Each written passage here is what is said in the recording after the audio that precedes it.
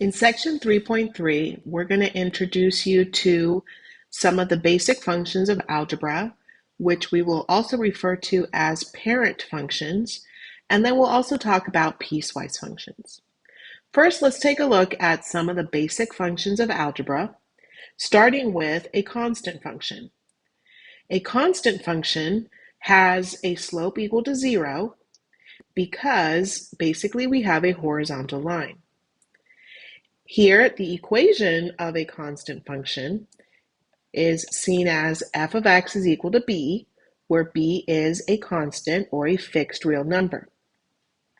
For example, if this was floating 3 units above the origin, this would be the line y equals 3, which could be written as f of x is equal to 3. Notice that the domain of constant functions is the entire set of real numbers, and the range would be a single value, in this case, whatever the value of b would be. In this case, we have b is equal to 3. The next basic function is called the identity function. The identity function is also linear. Here, this line would have a slope equal to exactly positive 1, and the y-intercept would be 0, so essentially the line goes through the origin. The reason this is called the identity function is that it includes ordered pairs for which x and y have the same value. So for example, if that ordered pair had an x-coordinate of positive 2, then the y-coordinate would also be positive 2. And only ordered pairs that have matching x and y coordinates would be included in these graphs. I do want to make sure that we refer to these by name for just better communication. So I'm going to say the first example is a constant function, and the second example is the identity function.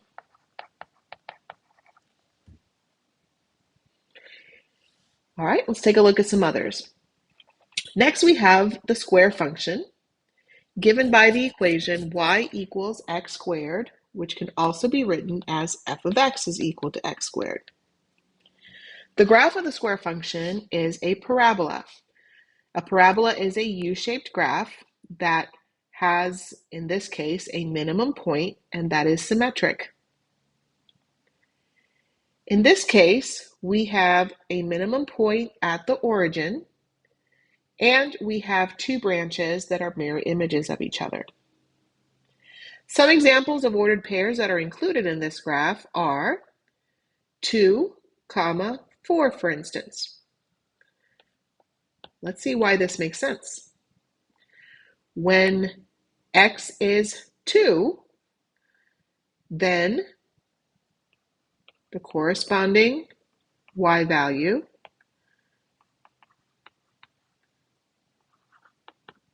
would be 2 squared or 4. Next, we have the square root function, given by the equation y equals the principal square root of x. This can also be written as f of x is equal to the square root of x. Notice that there's a single branch in this graph. It starts at the origin, which makes sense because when x is 0, then y is equal to the square root of 0, which is also 0.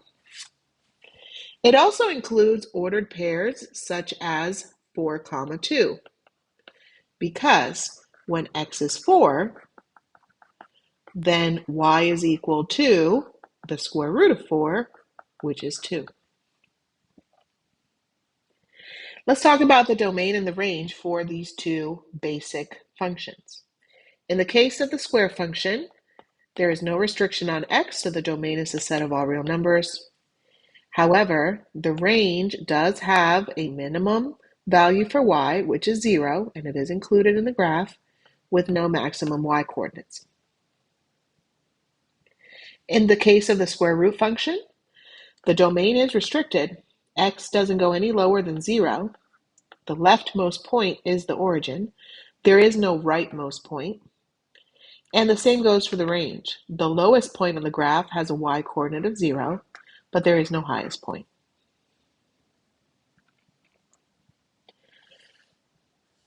Next, let's look at the cube function and the cube root function.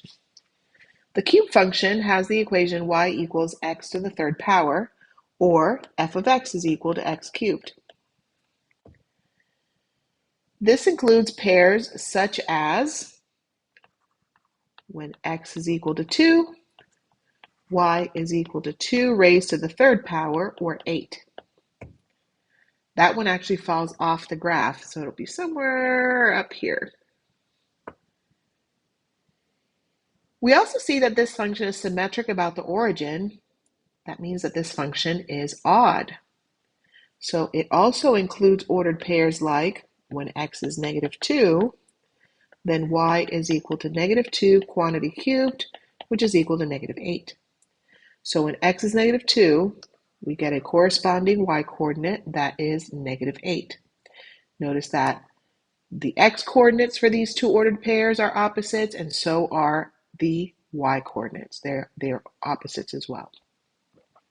So this is an odd function, and there is no restriction on the domain, so the domain is the set of all real numbers, and there's also no restriction on the range. So all y values are also possible. Next, we have the cube root function. Y is equal to the cube root of x, or f of x is equal to the cube root of x. This includes ordered pairs such as when x is equal to 8, then y is equal to the cubic root of 8, or 2.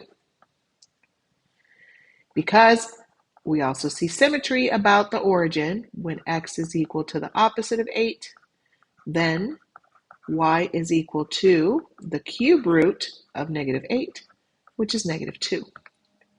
So this too is an odd function. No restrictions on the domain, no restrictions on the range.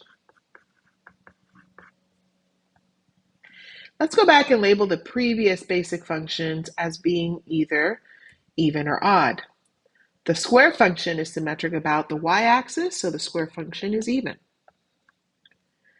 The square root function doesn't have any reflection, so it is neither even nor odd. It simply has one branch. And then looking all the way back at our first two examples, the constant function is symmetric about the y-axis, and so therefore it is even. The identity function is symmetric about the origin, and therefore it is odd. I didn't write the domain and the range for the identity function, so I'm going to take the opportunity to do that now. There's no restriction on x, so the domain is unrestricted. There's also no restriction on y, so the range is unrestricted. All of these functions are called basic functions because they should be very well known to anyone working in algebra. So make sure that you study these characteristics over and over until you get comfortable with these basic functions. Let's look at two more. The reciprocal function has the equation y is equal to 1 divided by x, or we could also write this as f of x is equal to 1 over x. The graph consists of two separate branches, one in the first quadrant and one in the third quadrant. Now, these branches don't actually touch the x-axis or the y-axis. Later on, we're going to refer to these as asymptotes. Asymptotes are lines that serve as boundaries that are never touched or crossed over. So think of the x-axis and the y-axis as having some property that keeps repelling the graph away. Now, the two branches, even though they are separate, they are symmetric about the origin. We can create one branch by reflecting vertically and horizontally, and so this is an odd function. Here we do have some restrictions on the domain. I see that x can never equal 0 because basically when x is 0, we have points on the y-axis. So for the domain, we have to skip over the value of 0 for x. And so we write that this way. Everything but x equals 0. Similarly, for the range, I see that no ordered pairs have a y-coordinate equal to 0 because there aren't any ordered pairs on the x-axis. That means that the range also has to exclude the value of 0. And to skip over the value of 0, we write the interval notation in this form. Next, we have the absolute value function. Y is equal to the absolute value of x, or f of x is equal to the absolute value of x. Here, we have two parts of the graph, one in the first quadrant, one in the second quadrant, and these are reflections of each other across the y-axis. That means that this is an even function. There are no restrictions on x, which means that the domain is unrestricted. However, I see a lowest point on the graph happening at the origin, so the y values start at 0 with no maximum y coordinate. Ordered pairs on this graph include, for example, 2, 2, because the absolute value of 2 is 2 itself. We also see ordered pairs like -2, 2, because the absolute value of -2 is +2. I actually think I labeled 3, 3 here. It's a little hard to estimate when I'm working here. Let's look back at the reciprocal function. What are some ordered pairs that would fall on this graph? Well, let's look at this point, for instance, when x is 2. When x is 2, y would be equal to 1 over 2, or 1/2. What about this point right over here? 1, 2, 3, 4. The y value is 5. That means the x coordinate is 1 over 5. Because 1 over 5, if I have 1 over 5, that becomes +5. So basically the x coordinate and the y coordinate would be reciprocals of one another. And same goes for ordered pairs here in the third quadrant. When x is -3, then the corresponding y coordinate would be -1/3.